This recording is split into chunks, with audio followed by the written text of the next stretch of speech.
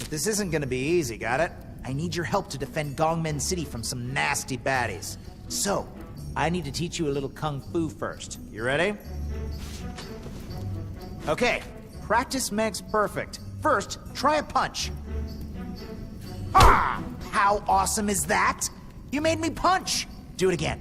This may just look like another mediocre movie-based game, but it also embodies everything we've come to learn about Kinect. Everything that makes this game fun comes from the fact that it uses controller-free motion.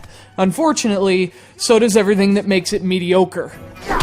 Watch how powerfully you make me kick. That rocked! Released earlier this year for all the major platforms, Kung Fu Panda 2 is based on the animated movie of the same name. Now, we always say this, but we say this for a reason. Games based on movies are generally terrible. So when you come across one that isn't, well, it's an occasion worth celebrating, and to its credit, Kung Fu Panda 2 isn't terrible.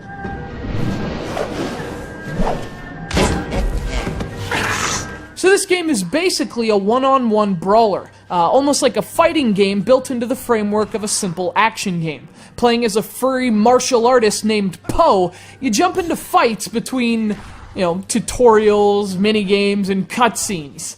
Lots and lots of cutscenes. Yeah, that does sort of look suspicious, doesn't it? I recognize the distinctive swords they carry. You there! Stop!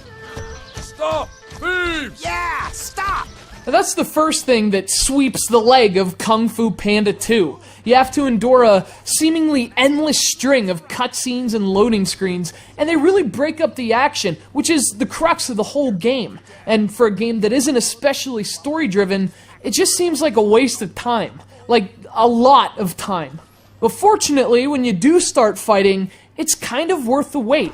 You can punch, kick, defend, and use special finishing moves, and you do all of it by mimicking those attacks in your living room.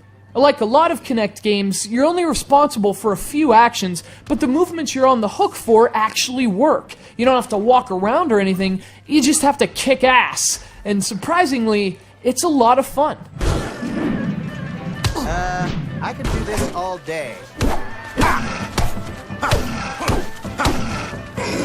This is a pretty good example of what motion control can contribute to video games. Now, this game would be boring as hell if the moves were mapped to buttons, and that's due in large part to the gameplay being so simple. But because you're actually doing those moves yourself, it's actually fun despite the simplicity. Kung Fu Panda 2 is smart about the way it uses motion, and that's the reason this game succeeds.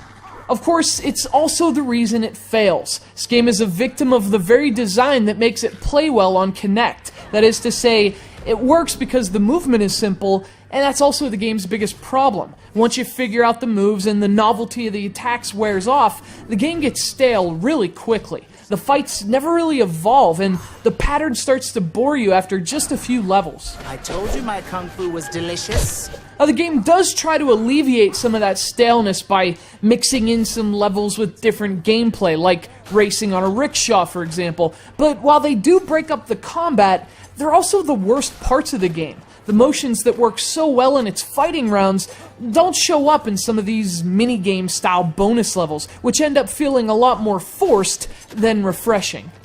For all the things it does well, Kung Fu Panda 2 is still a short game based on a movie. The interesting thing is that what makes it good is also what makes it bad. Its simplicity is a key in its effective use of motion, but it also makes the game feel very repetitive.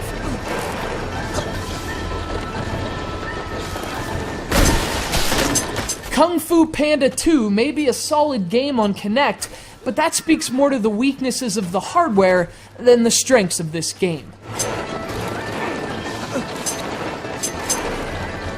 Look at all the things to choose. Use your right hand to choose what you want.